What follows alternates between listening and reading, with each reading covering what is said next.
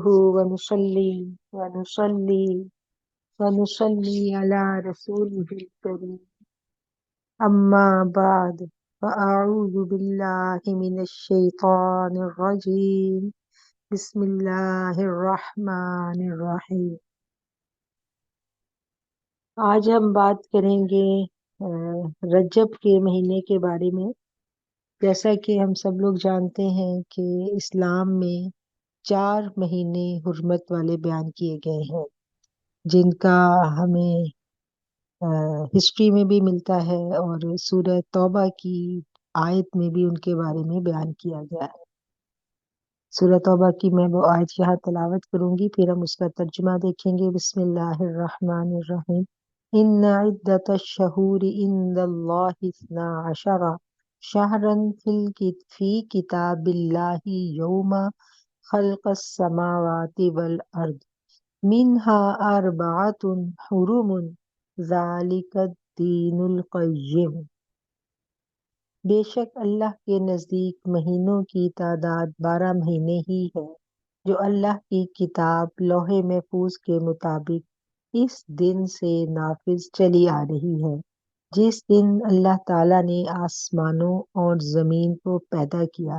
ان 12 مہینوں میں 4 مہینے حرمت والے ہیں، یہی دین کا سیدھا تقاضا ہے۔ ذالک دین القیم، یہی دین کا سیدھا تقاضا ہے۔ قرآن کریم کی یہ آیت ہمیں بتا رہی ہے کہ جب سے یہ کائنات اللہ تعالیٰ نے بنائی، مہینوں کی تعداد بھی اسی دن فکس ہو گئی تھی۔ 12 کے 12 جو مہینے ہیں یہ اللہ نے اسی دن ڈیسائیڈ کر لیے تھے، اور پھر زمانہ قدیم سے یہ 12 مہینے چلے آ رہے ہیں، اور ان 12 مہینوں میں 4 مہینے اللہ نے کہا کہ یہ حرمت والے مہینے ہیں۔ ان حرمت والے مہینوں میں زمانہ قدیم سے ہی عربوں میں رواج آ رہا تھا کہ وہ ان مہینوں کا احترام کرتے تھے۔ ان مہینوں میں جنگ و جدل اور لڑائی وغیرہ جو ہے وہ منع تھی۔ یہ مہینے 3 مہینے تواتر کے ساتھ تھے، ذی قعد، ذی الحج اور محرم، اور اس کے بعد پھر رجب کا مہینہ تھا۔ ان مہینوں کی حرمت کے بارے میں ہمیں بہت ساری روایات ملتی ہیں، اور عربوں میں یہ عام رواج تھا کہ وہ ان مہینوں میں اپنے ہتھیار جو ہے وہ اتار دیتے، اور کہیں بھی کوئی جنگ و جدل نہیں ہوتی تھی۔ ان مہینوں میں روایات ہمیں ملتا ہے کہ عبادات جو ہیں، نیکیاں جو ہیں، ان کا اجر و ثواب بڑھا دیا جاتا ہے۔ اسی آیت کے آگے اگلے حصے میں اللہ تعالیٰ فرماتے ہیں فَلَا تَظْلِمُوا فِيهِنَّ أَنفُسَكُمْ، یعنی ان مہینوں میں اپنی جانوں پر بھی ظلم مت کرو۔ اپنی جانوں پر بھی ظلم مت کرو سے کیا مراد ہے کہ انسان جو بھی گناہ کرتا ہے، اللہ کی نافرمانی کے کام کرتا ہے، دراصل وہ اپنی ہی جان پر ظلم کر رہا ہوتا ہے۔ ہر نافرمانی کا کام اس کو اپنی جان پر ظلم کی طرف لے کے جاتا ہے۔ اللہ تعالیٰ جو ہمیں اسلام کا مزاج ہے وہ یہی بتاتا ہے کہ جب جب ہم خدا کی نافرمانیوں میں آگے بڑھتے چلے جاتے ہیں تو ہم اپنی ہی ذات کو نقصان پہنچانے لگتے ہیں۔ یہ جان اللہ کی، اللہ نے ہمیں امانت کے طور پہ دی ہے، اور جب اللہ نے یہ جان دی تو اللہ نے اس جان کو رکھنے کے، صحیح رکھنے کے تمام قوانین اور تمام طریقے بھی ہمیں سکھلا دیے، اور یہ تمام کا تمام جو اپنی جان کو کیسے رکھنا ہے، اس پر کیا حلال ہے کیا حرام ہے، کس بات کی جد و جہد کرنی ہے، کس بات پر مجاہدہ کرنا ہے، کس بات سے رک جانا ہے، اور کون سے ایسے کام ہیں جن میں سبقت لے جانی ہے، یہ ساری باتیں اللہ نے ہمیں اپنے انبیاء کے ذریعے یہ ساری خبریں ہمیں پہنچا دی۔ بھاگ دوڑ کے آگے بڑھ کے کرنے والے کام کون سے ہیں؟ تمام نیکی کے کام، عبادات، اور اللہ کے پیغمبروں کی پیروی میں، ان کی اطاعت اور فرما برداری میں، اور سب سے بڑھ کے ان کی محبت میں سبقت لے جانا، صرف یہی وہ کام ہے جس کی اللہ اپنے بندوں کو ترغیب دیتا ہے۔ اور اللہ کیا کہتا ہے کہ اپنی جانوں پر ظلم مت کرو. اور ان مہینوں میں خاص طور پہ یہ کہا گیا کہ ان مہینوں میں اپنی جانوں پر ظلم مت کرو. ان آیات کی تفسیر میں مفسرین لکھتے ہیں کہ جیسے ان مہینوں کی حرمت بیان کی گئی، ان مہینوں میں اجر و ثواب بڑھا دیا جاتا ہے، بالکل اسی طرح ان مہینوں میں جب جب نیکی کا ثواب بڑھے گا تب تب گناہ جو ہے اس کا عذاب بھی بڑھ جاتا ہے. بالکل اسی طرح جیسے ہم دیکھتے ہیں کہ کوئی شخص اگر برائی کرتا ہے، گناہ کرتا ہے، زنا کرتا ہے، اس کو بے حد اس کی سزائیں ہیں، اس کا گناہ بتا دیا اسلام نے. اور اگر یہی بدفعلی وہ اپنے محرم رشتوں کے ساتھ کرتا ہے اور ایون کہ اپنے ہمسائے کے ساتھ کرتا ہے، تو پھر اس کا جو جو عذاب ہے، جو وبال ہے، وہ کئی گنا بڑھ جاتا ہے. اور اچھا سلوک کرنا، اللہ نے کہا کہ اللہ کی راہ میں خرچ کرو. پھر آگے ہمیں ملتا ہے کہ جو بھی تم خرچ کرتے ہو صدقہ خیرات باہر کے لوگوں کے لیے، یعنی مفہوم بیان کر رہی ہوں، دوسروں کے لیے اس سے زیادہ افضل ہے اپنے گھر والوں پہ خرچ کرنا. یعنی اس میں بھی اللہ نے کیٹیگریز بتا دی، تربیت دے دی کہ نیکی کے کام بھی کرنے ہیں، خرچ کرنا ہے. اس میں بھی بتا دیا کہ کدھر زیادہ اجر ملے گا اور کدھر کم اجر ملے گا. اسی طرح جن گناہوں کے کرنے کا عذاب ہے، ان گناہوں کے خاص اوقات میں، جیسے مسجد میں اگر کوئی شخص گناہ کرتا ہے تو اس کا جو وبال اور گناہ ہے وہ کئی گنا بڑھ جاتا ہے. اسی طرح جو ہم پڑھتے ہیں جب قرآن پاک، تو اللہ کریم نے جو نبی کی بیویوں کے لیے بتایا تھا کہ جو عام عورتیں جو گناہ کریں اور نبی کی بیویاں کریں، یعنی ان کے لیے جو خاص لوگ ہیں، خاص اوقات ہیں، جس طرح ان کے لیے ان مقامات کے لیے خاص حرمین ہو گئے، مساجد ہو گئی، حرمت والی جگہیں ہو گئی، حرمت والے مہینے ہو گئے، ان تمام کے لیے اجر و ثواب بڑھے گا. بالکل اسی طرح پیرالل پھر مائنس مارکنگ بھی بڑھ جائے گی. اس لیے ان مہینوں میں، ان چاروں مہینوں میں جو نیکیاں کرنا، نیکی کے کام کرنا، اس کا اجر و ثواب بڑھا دیا جاتا ہے.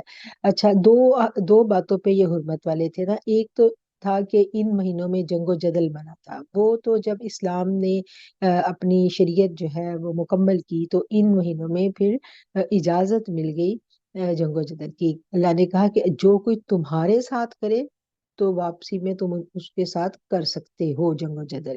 تو یہ اجازت، یہ والی حرمت جو ہے وہ منسوخ ہو گئی.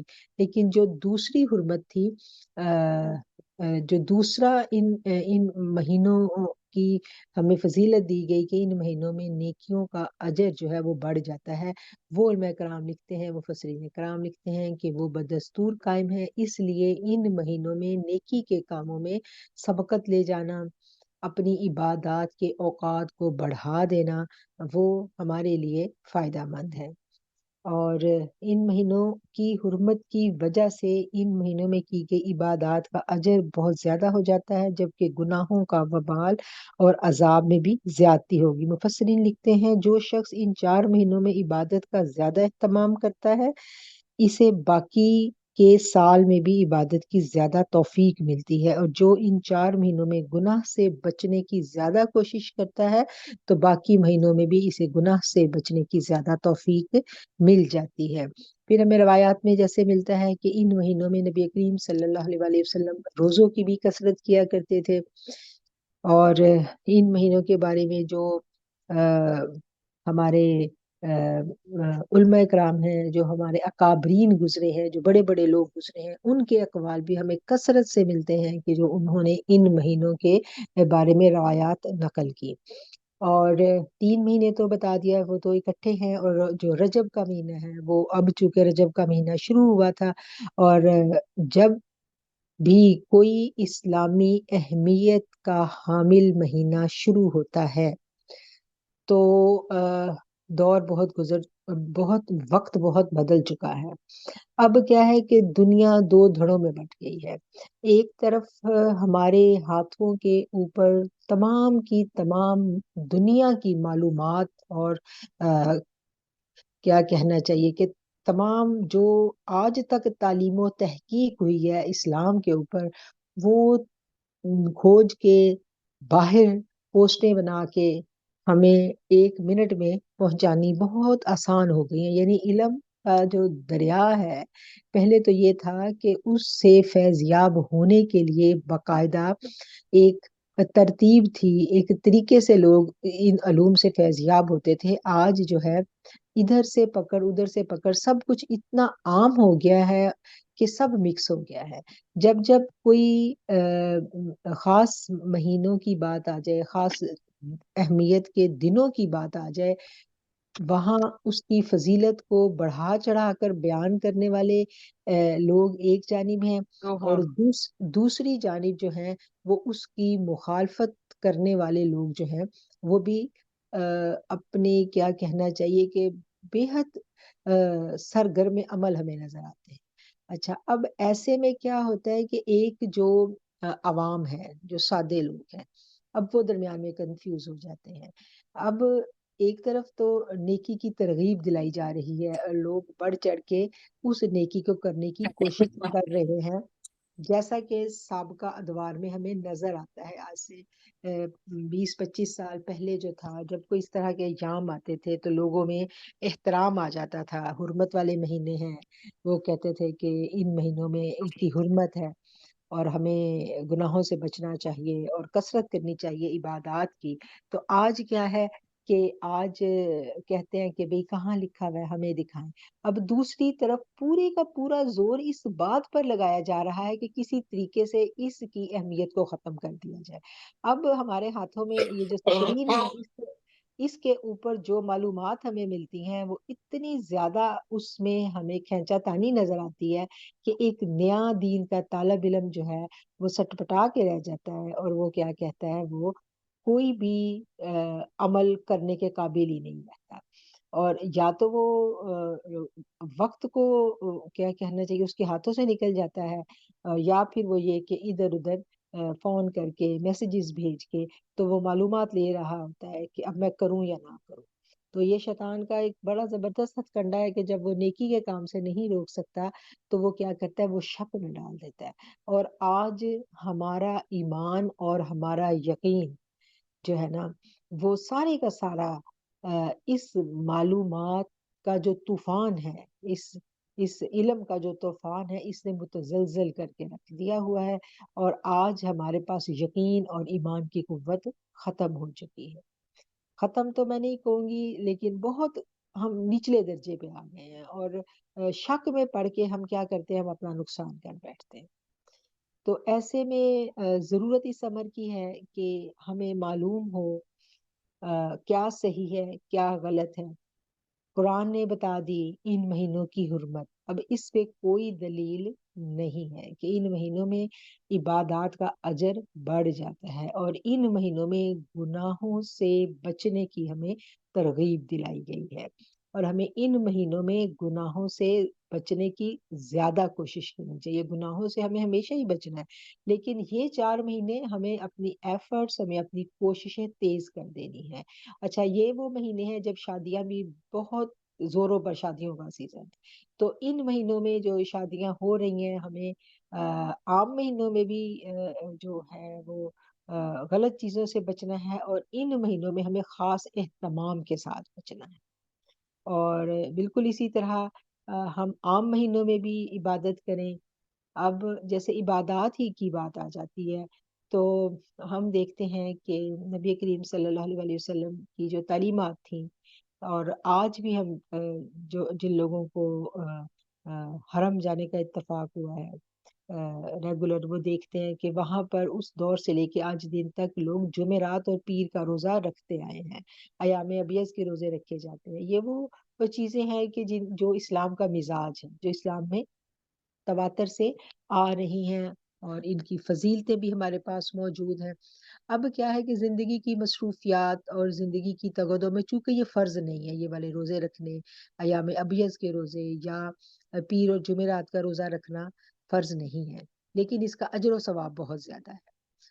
لوگ جو رکھتے ہیں سارا سال رکھتے ہیں وہ تو بہت ان پہ اللہ کا کرم ہے، لیکن جو لوگ سارا سال نہیں رکھ سکتے تو ان کے لیے پھر یہ ایک سیل آتی ہے، جیسے مہنگے سوٹ ہر سیزن میں ہم نہیں خرید سکتے نا، تو ہم سیل کا انتظار کرتے ہیں کہ سیل میں وہ مہنگا سوٹ تھوڑا سستا ہو جائے گا تو ہم زیادہ خرید لیں گے، پورے سال کے خرید کے رکھ لیں گے۔ بالکل اسی طرح یہ جو حرمت والے ایام آتے ہیں یہ مسلمانوں کے لیے ایک سیل کے ایام ہے۔ ان ایام میں ہمیں ہمارے لیے کرنے کا یہ کام ہوتا ہے کہ ہم ان ایام میں اپنی جو روٹین ہے اس کو ری شیڈیول کریں۔ ہم یہ دیکھیں کہ ہم پورا سال پیر اور جمعرات کا روزہ نہیں رکھ رہے، تو چلو رجب کے مہینے میں ہم اہتمام کر لیں کہ ہم پیر اور جمعرات کا روزہ صرف رجب میں ضرور رکھیں گے اگر ہم باقی مہینوں میں نہیں رکھ رہے۔ اور ترغیب دینے کے لیے کہہ رہی ہوں، پھر اس طرح ایام ابیض کے روزے ہیں جو ہمیں یہ کوشش کرنی چاہیے کہ ہم پورا سال نہیں رکھ سکے تو ہم ان مہینوں میں ضرور رکھیں۔ یہ تو وہ چیزیں آ گئی جو سنت سے ثابت ہیں، اور ان کو اس مہینوں میں ہم کریں گے تو اجر و ثواب بھی ہمیں زیادہ ملے گا، اور ایک ہماری وہ والی خواہش بھی پوری ہو جائے گی، وہ والی چاہت بھی پوری ہو جائے گی کہ جب ہم نے احادیث میں پڑھا، ہم نے قرآن میں پڑھا کہ ان مہینوں کی حرمت زیادہ ہے، تو پھر ہمارا جی چاہا کہ ہم کوئی نیکی کا کام کریں، تو ہم نے اپنے ایک اپنی بساط کے مطابق یہ کوشش تگودو اپنی زندگی میں کر لی کہ ہم ان مہینوں میں ایٹ لیسٹ یہ کام کریں گے۔ اب یہ تو وہ عبادتیں ہیں جو ہمیں تواتر کے ساتھ ملتا ہے، سنت بھی ہے، ہمیں کرنی بھی چاہیے، اور ان مہینوں میں ہم نے ان کا خاص اہتمام کیا اور کر لی۔ اس کے علاوہ صدقات اور خیرات ہے، وہ ہم پورا سال ہمیں کرنی چاہیے، لیکن ان مہینوں میں ہم زیادہ کوشش کریں، زیادہ سے زیادہ کچھ اہتمام کریں، کھانا کھلانے کا جیسے کہا گیا ہے، اور کوئی صدقات ہم دینا چاہتے ہیں تو ہم کہیں کہ اس مہینے میں ہم زیادہ دیں۔ اب کیا ہے کہ جو دوسری طرف کنفیوژن جو ہے، میں کوشش یہ کرتی ہوں کہ جو حالات کرنٹ افیئرز جو چل رہے ہیں ان کے اندر جو مسائل ہمیں درپیش ہے، ہم نے ان سے کیسے نبرد آزما ہونا ہے، ہم اس بات کو ڈسکس کریں۔ تو آج جو کرنٹ افیئرز ہیں اس میں کنفیوژن ہے، اس میں رجب شروع ہوتا ہے تو میسیجز فرینڈس کے آنے شروع ہو جاتے ہیں، اسٹوڈنٹس کے آنے شروع ہو جاتے ہیں کہ ہم کون سی عبادت کریں، اور دوسرا گروپ یہ کہہ رہا ہے کہ نیٹ پہ تو آیا ہے کہ یہ تو ساری عبادت، اس میں کوئی ضرورت نہیں ہے ایکسٹرا عبادت کرنے کی، اور اگر ہم کوئی ایکسٹرا ایفرٹ کریں گے تو وہ بدعت آ جائے گی۔ اچھا، اب یہ دو گروہ آ گئے نا، ایک ہے جو سبقت لے جانے والے ہیں، جن کو ہر حال میں جن کا تو ایمان بڑھتا ہے، کوئی اچھی بات سن لیں تو وہ بھاگ دوڑ میں نکل پڑتے ہیں، یہ کسی نہ کسی طرح ہم ان ساری اچھائیوں کو زیادہ سے زیادہ اپنے نامہ مال کے لیے اکٹھا کرتے ہیں۔ ایک وہ گروہ ہے، وہ کسی کی بات نہیں سنے گا، اس کا دھیان سیدھا اور سیدھا اللہ کی رضا کی طرف ہے، اور اس نے بھاگنا ہے، اور اس کو جو بھی آپ کہیں گے تم یہ پڑھ لو یہ پڑھ لو، وہ نہیں پوچھے گا کہ یہ کہاں سے ثابت ہے، وہ کہے گا بس مجھے دو، میں نے پڑھا ہے۔ وہ لوگ ہیں جو جن کا میں نے آپ کو بتا دیا کہ جن کو تھوڑا سا زیادہ علم حاصل ہے، وہ کوشش کریں گے کہ ہم زیادہ سے زیادہ اس بات کو ثابت کر دیں کہ ایسا کچھ نہیں ہے، رجب کی کوئی اہمیت نہیں ہے، اور یہ سب کرنے کی ضرورت نہیں ہے۔ اچھا، اب تیسرا گروہ ایک وہ ہے جو کنفیوز ہے، جو کہہ رہا ہے اچھا کر لوں یا نہ کروں۔ اب وہ جو کنفیوز لوگ ہیں نا، وہ کریں گے بھی تو اس میں یقین کی قوت نہیں ہوگی۔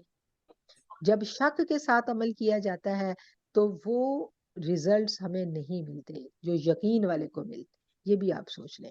تو اس سے کیا ہوتا ہے کہ کام کی اہمیت زندگی سے ختم ہو جاتی ہے، یعنی وہ اہمیت جو ہونی چاہیے وہ نہیں رہتی۔ تو ایک دفعہ کرے گا، دوسری دفعہ اور تیسری دفعہ اس کی زندگی سے بھی یہ چیز نکل جائے گی۔ تو اب کرنے کے کاموں میں سے یہ کام ہے کہ ہمیں معلوم ہونا چاہیے کہ ان مہینوں کی حرمت، ان ایام کی حرمت کیا ہے، وہ احادیث سے ثابت ہے، وہ قرآن سے ثابت ہے، یہ بات طے ہو گئی۔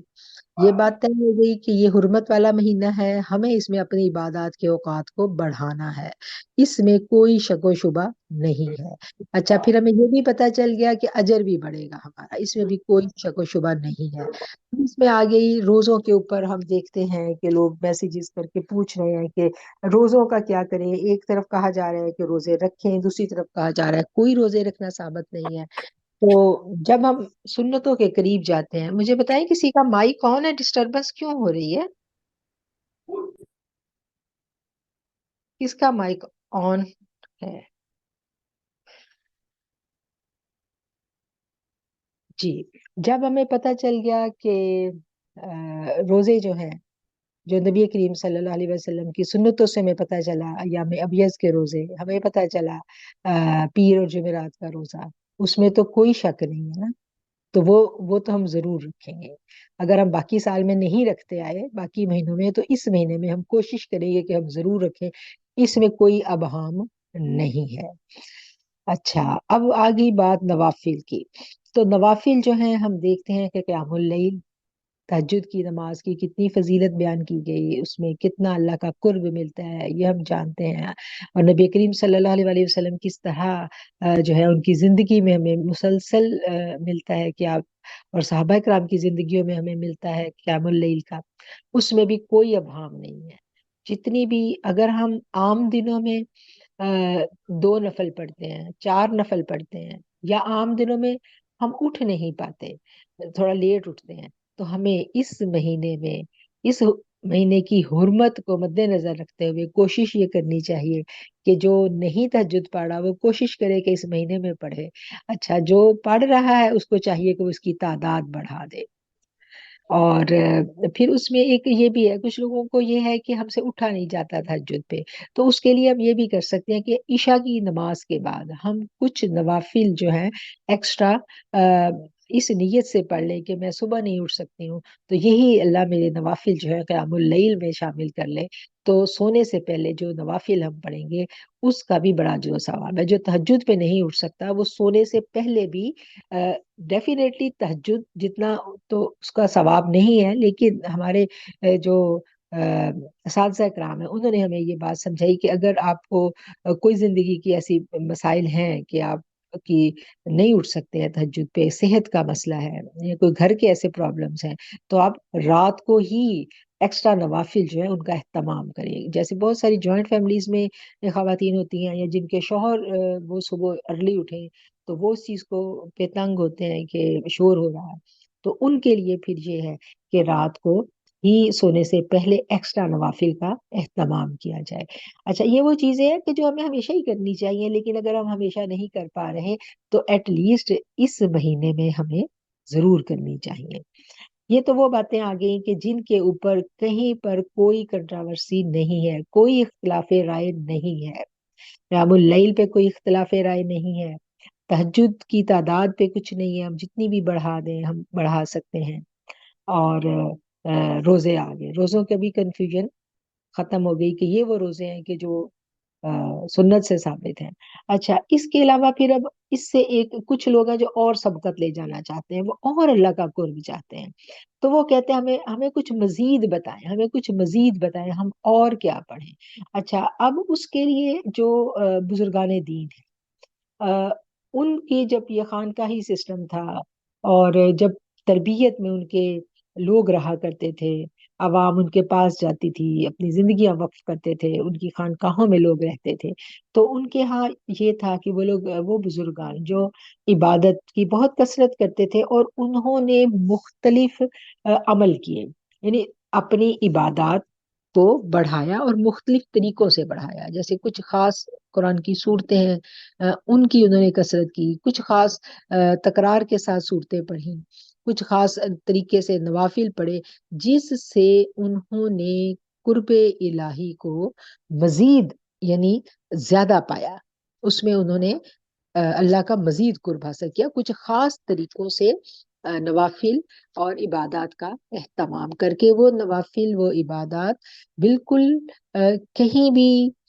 دین کے بنیادی ارکان کے ساتھ نہیں ٹکراتی. یہ باتیں بڑی اہم ہیں اور آج ہم سب کو ان باتوں کی سمجھ ہونی چاہیے.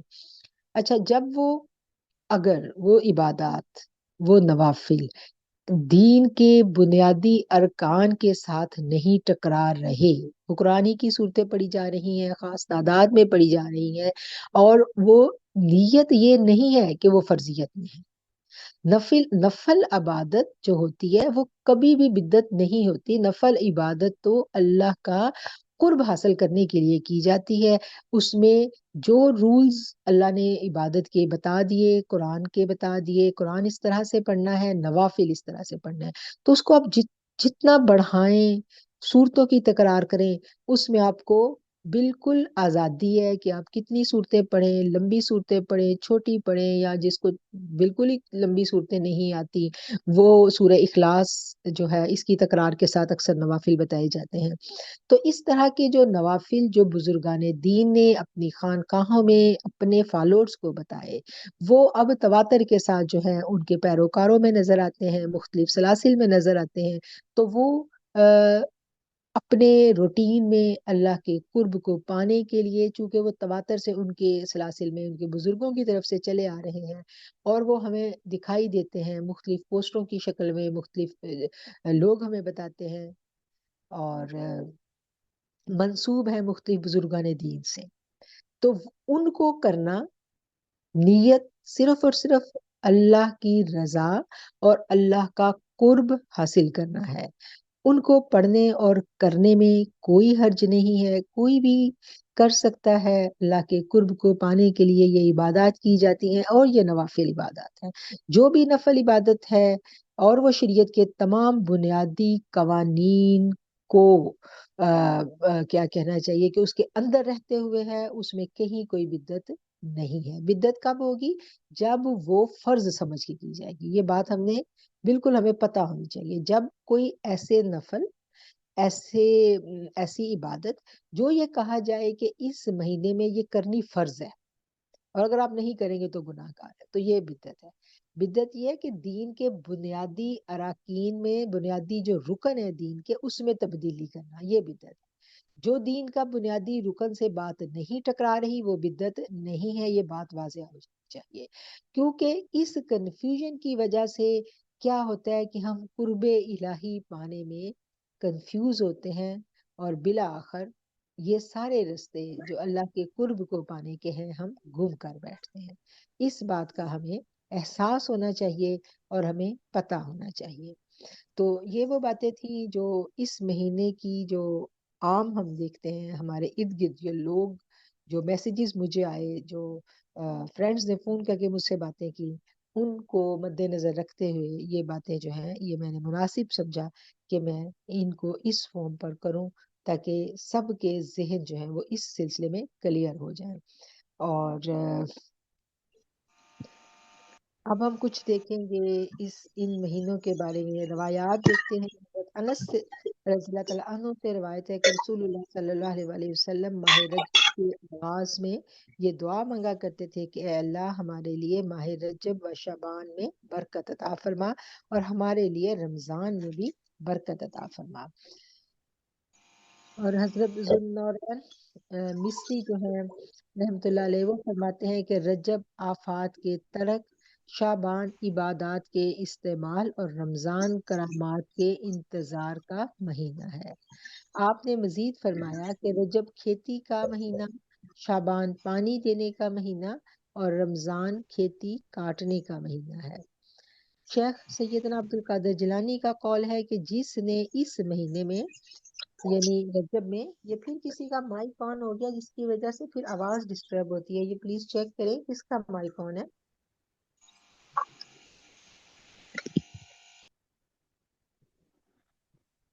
جی، ابھی بھی شاد آباد کے نام سے ایک سسٹر ہیں جن کا مائک آن ہے. میں بھی اگر آپ آف کر سکتی ہیں تو آپ کر دیں ان کا مائک آف. جی شیخ عبد القادر جیلانی کا قول ہے کہ جس نے اس مہینے میں آفات کو ترک نہ کیا، عبادات سے تعلق نہ جوڑا اور کرامات کا انتظار نہ کیا، وہ اہل باطن سے ہے۔ آپ نے مزید فرمایا کہ رجب فصل بونے کا مہینہ ہے، شعبان پانی دینے کا، اور رمضان فصل کے کاٹنے کا۔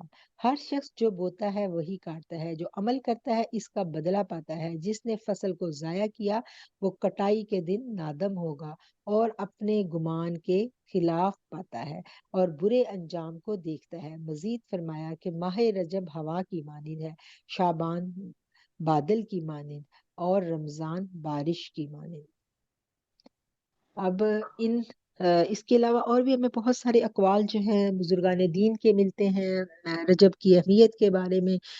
اس کو اتنی زیادہ اہمیت اس لیے بھی دی جاتی ہے کیونکہ اس کے بعد شعبان اور پھر رمضان المبارک، اور رمضان کا مہینہ جو ہے اس کی جتنی اہمیت ہے ہم سب جانتے ہیں کہ وہ تو مسلمانوں کے لیے اس امت کے لیے ایک بہت تحفہ مہینہ ہے، بہت اللہ کی رحمتوں اور برکتوں والا مہینہ ہے۔ اور پورے سال کے جو 11 مہینے ہیں ان مہینوں میں سب سے جو عبادات اور اللہ کی کیا کہنا چاہیے جو بخششیں اور رحمتیں اور کا نزول مسلمانوں پہ ہوتا ہے، اور پھر اس کا آخری اشرا، اس میں یعنی اس میں تو رحمتیں ہی رحمتیں ہیں۔ اس مہینے کی اہمیت کا تو کوئی ہم حساب بھی لگانے بیٹھو تو نہیں لگا سکتے کہ وہ کتنا اہم ہے، اور اس مہینے کی اہمیت کو بہت زیادہ ہم اویل کریں اس کے لیے ہمیں رجب سے تیاری شروع کر دینی چاہیے۔ جو بزرگان دین کی جو تعلیمات ہیں اس سے ہمیں یہ ملتا ہے، جیسے ابھی ہم نے جو اقوال پڑھے ان میں بھی ہمیں یہ پتہ چلا کہ اس مہینے میں جیسے کوئی بہت خاص مہمان آنے ہوں تو ہم تھوڑے دن پہلے تیاری شروع کر دیتے ہیں، کوئی بہت خاص کام ہونے والا ہے تو اس کی پہلے سے تیاری شروع کر دی جاتی ہے۔ اسی طرح جب رجب کا مہینہ شروع ہوتا ہے تو ہم دیکھتے ہیں کہ رمضان المبارک کی ایک مہک سی ہمیں آنے لگتی ہے، خوشبو آنے لگتی ہے رمضان کی، اور لگتا ہے کہ بس اب رمضان قریب آ گیا۔ تو اس کے لیے جو تیاری ہے وہ اپنی روح کی تیاری ہے۔ اصل تیاری ہم ذہنی طور پہ تیار ہوں کہ ہم نے رمضان میں داخل ہونا ہے، اور اس رمضان کی ساری رحمتوں کو اویل کرنے کے لیے ہم ابھی سے اپنی روح پہ کام شروع کر دیں۔ ہم ابھی سے جو چھوٹے چھوٹے گناہ جو ہماری روٹین میں ہیں ہم ان سے بچنا شروع کر دیں کہ یہ وہ باتیں ہیں جن سے ہم نے بچنا ہے، تاکہ ہم شعبان کی جو خاص فضیلتیں ابھی شعبان کا مہینہ شروع ہوگا تو ہم انشاءاللہ شعبان کی فضیلتوں کے بارے میں بھی پڑھیں گے، ان کو اویل کر سکیں، اور پھر شعبان کے بعد ہم رمضان المبارک میں داخل ہو سکیں۔ اور رمضان میں جب ہم داخل ہوں تو جیسے یہ ابھی ہم نے سیدنا شیخ عبد القادر جیلانی کا قول پڑھا کہ رمضان جو ہے وہ تو فصل کے کاٹنے کا مہینہ ہے، اس میں اس کا تو پھر جب ہم داخل ہو رمضان میں تو پھر ایک ایک دن جو ہے وہ ہمارے لیے ایسا ہو کہ ہم اس کی ایک ایک رحمت جو ہے، ایک ایک لمحہ جو ہے اس کا ہم اپنے اندر سمیٹ سکیں۔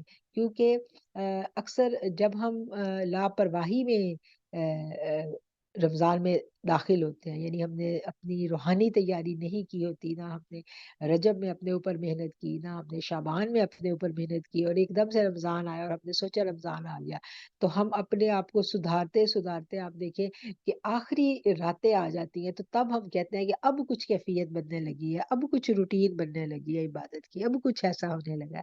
تو وہ جو ہمیں آخری دنوں میں ملنا ہے وہ ہمیں پہلے دن سے مل جائے، کہ یہ 2 مہینے ہم دھیرے دھیرے اپنی جو بری عادتیں ہیں، جو ہمارے اندر لاپرواہی آ رہی تھی پیچھے سے کچھ مہینوں سے، ہم لوگ تھوڑے ریلیکس ہوئے ہوئے تھے، جیسے حج کا مہینہ آتا ہے تو ہم حج کے مہینے میں ہم اپنی کیا کہنا چاہیے کہ اپنی جو روحانی صلاحیتیں ہوتی ہیں ہم ان کو ایک دفعہ پھر پالش کرتے ہیں۔ ذی الحج شروع ہو گیا، اس کی راتیں، اس کے دن ہمیں تھوڑا اس میں ہوتا ہے کہ اس اشرے میں ہم نے عبادات کرنی ہے۔ پھر آگے محرم کا مہینہ آتا ہے، اس میں بھی ہم تھوڑا ہوتے ہیں، ایکٹیو ہوتے ہیں، تو پھر اب اس کے بعد ہم تھوڑا ریلیکس ہو جاتے ہیں.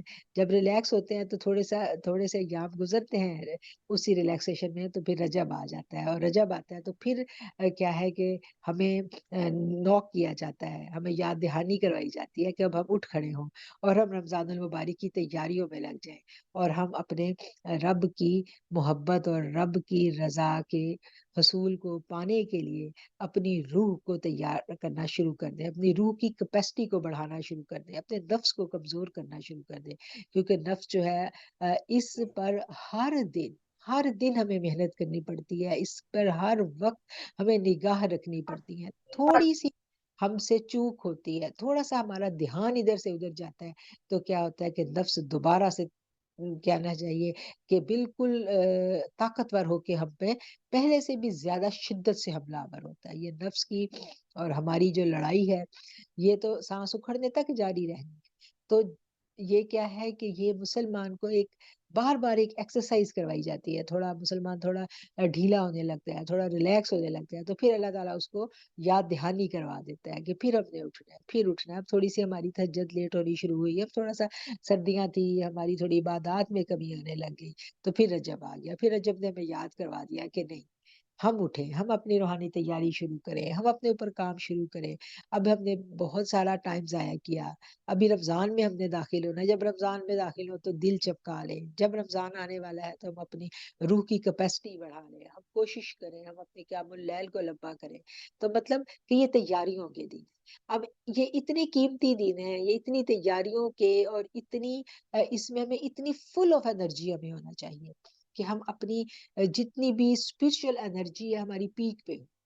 تو کیا ہے کہ اس پیک میں جانے سے پہلے ہی ابھی ہم اپنی اسپرچل انرجی اکٹھی کر رہے ہوتے ہیں، تو ارد گرد سے جو ہے شیطان کے حملے ہمارے اوپر شروع ہو جاتے ہیں. کس صورت میں؟ کنفیوژن ڈال دی جاتی ہے. جو ابھی میں نے اتنا زیادہ ٹائم اسی کنفیوژن پہ لگایا کہ ہمیں طرح طرح سے ڈرایا جاتا ہے، طرح طرح سے ہمیں ان چکروں میں ڈالا جاتا ہے، اور ہر انداز سے ان ایام کی اہمیت کو کم کرنے کی کوشش کی جاتی ہے کہ کسی نہ کسی طرح سے مسلمان کے دل سے کیا ہے کہ ان کی اہمیت کو نکال دیا جائے. اگر نکالا نہیں جا سکتا تو کم کر دیا جائے کہ کوئی خاص عبادت نہیں ہے، کوئی خاص اس میں حکم نہیں ہے. تو پھر کیا ہے کہ ہم کہیں گے ہے ہی نہیں، تو پھر یہ تو ہم کہیں اور ہی گناہ گار نہ ہو جائے، ہم کوئی دین میں تحریف ہی نہ کر رہے ہوں. تو ان باتوں کی وجہ سے کیا کہنا چاہیے کہ ہم اپنا بہت سارا نقصان کر بیٹھتے ہیں. نبی کریم صلی اللہ علیہ وسلم جب حجۃ الوداع کے موقع پہ ہم دیکھتے ہیں کہ آپ خانہ کعبہ کے پاس کھڑے ہیں، اور آپ نے خانہ کعبہ کی کنڈی کو پکڑا ہے، اور پھر آپ نے جب خطبہ دیا، اور آپ نے بہت بہت خاص باتیں تھی اس طویل خطبے میں، بہت ساری تربیت کی باتیں تھی مسلمانوں کے لیے. تو اس میں آپ نے ایک جو بات آپ نے فرمائی تھی کہ لوگ جو ہیں وہ دنیا کی خاطر اپنا دین بیچ دیں گے. تو آج کیا ہے کہ ہم اپنے چھوٹے چھوٹے جو ویڈیوز بنائی جاتی ہیں اس میں ویور لینے کے لیے کہ اب نئی ہیڈنگ کے ساتھ ویڈیو جائے گی تو نئے ویور پکڑے گی، تو اس کے لیے ایسی ہیڈنگ ہونی چاہیے کہ جس میں کچھ نیا ہو. تو وہ جو کچھ نیا لینے کے چکروں میں، ویور لینے کے چکروں میں ہم کچھ ایسا کر بیٹھتے ہیں کہ جس سے ہم دین کی روح جو ہے ہم اس کو ہی فراموش کرنے لگ جاتے ہیں.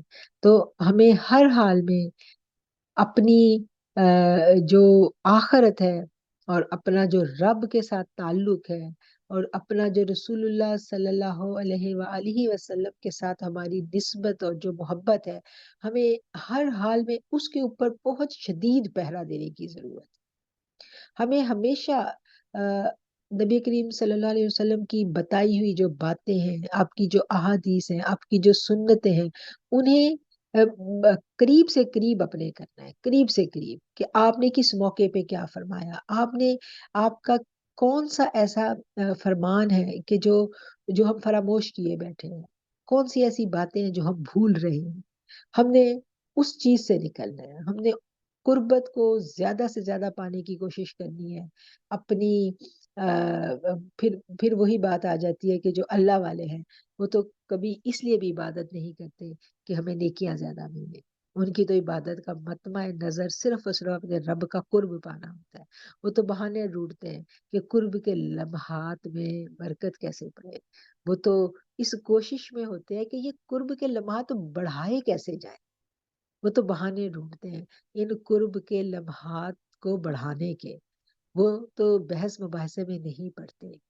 ان کو وہ تو ان کی تو بات ہی یہاں سے شروع ہوتی ہے کہ نبی کریم صلی اللہ علیہ وآلہ وسلم جو ہے وہ کس کس وقت آپ کیا کرتے تھے. بس وہ تو ان کو تو ہر حال میں فرما برداری کرنی ہے نبی کریم صلی اللہ علیہ وآلہ وسلم کی ہر عمل کی.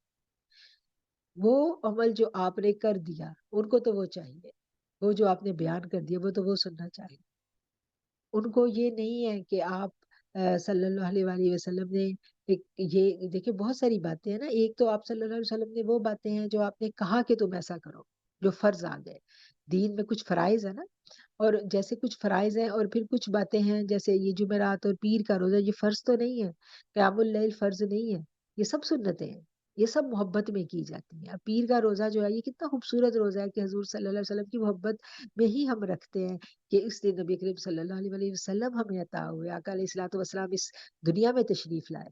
اور یہ سوچ کے جب کوئی یہ روزہ رکھتا ہے اور جب کوئی پیر کے دن تہجد کے ٹائم یہ سوچ کے اٹھتا ہے کہ یہ آج پیر ہے اور آج ہی کا دن تھا اور تہجد کا ٹائم تھا جب نبی کریم صلی اللہ علیہ وسلم اس دنیا میں تشریف لائے تھے تو وہ کیسا دن تھا. تو جب یہ سوچ کے پیر کی سحری کی جاتی ہے تو پھر آپ دیکھیے کہ اس سحری کا لطف ہی کچھ اور ہوتا ہے. پھر وہ سحری جو ہے آپ کو پہنچا دیتی ہے آقا علیہ الصلوۃ والسلام کے اس گھر میں.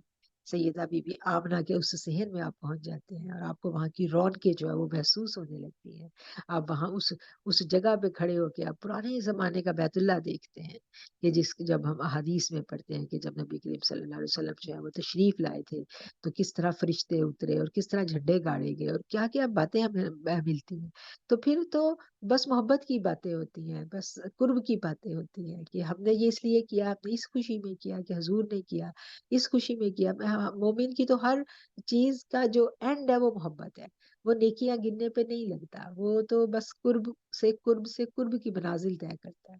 تو اللہ تعالیٰ ہمیں یہ قرب کی منازل جو ہیں یہ ہمارے نصیب میں کرے اور ہم گنتی کے چکروں سے نکل کر محبت کی وہ جو دریا ہے ہم اس کا ایک قطرہ بن جائیں اور اس دریا میں بہتے بہتے ہم ان ہستیوں تک پہنچ جائیں جنہوں نے محبت ہی سے سب فیض پایا اور جنہوں نے محبتوں سے ہی قرب رسول پایا اور محبتوں سے ہی قرب الہی پایا. اللہ تعالیٰ ہم سب کو ان لوگوں میں شامل کر لیں اور ہم سب کی یہ کاوش قبول کر لے. اور میری دعا ہے کہ گوشہ نور میں آنے والی ہر خاتون جو ہے اس کو سچی اور سچی محبت نصیب ہو جائے. نبی کریم صلی اللہ علیہ وآلہ وسلم سے محبت نصیب ہو جائے اور آقا علیہ الصلوۃ والسلام کی محبت کے صدقے رب العالمین کی محبت مل جائے اور ہماری ساری عبادتیں محبتوں میں لپٹی ہوئی ہوں اور سارے ہمارے جو سجدے ہیں وہ محبت کے سجدے بن جائیں. وہ گنتی اور تعداد پوری کرنے سے ہم نکل جائیں اور ہم محبتوں کے اس سفر میں سارے سبقت لے جانے والے ہوں. بھاگ بھاگ کے ہمارا مطمع نظر صرف اور صرف قرب حاصل کرنا ہو اور ہم سارے اختلافات کو مٹا کے ساری جو ہمارے ہاں آج کیا کہنا چاہیے دین کی روح جو ہے وہی میں کہتی ہوں کہ زخمی ہو چکی ہے. اس بحث و مباحثہ کے جو تیر ہے اس نے دین کی اصلی روح کو زخمی کر دیا. تو ہم سب دین کی اصلی روح کو پا سکے. ان دعاؤں کے ساتھ میں اپنی آج کی گفتگو کو سمیٹتی ہوں. وآخر الدعوانا ان الحمد للہ رب العالمین.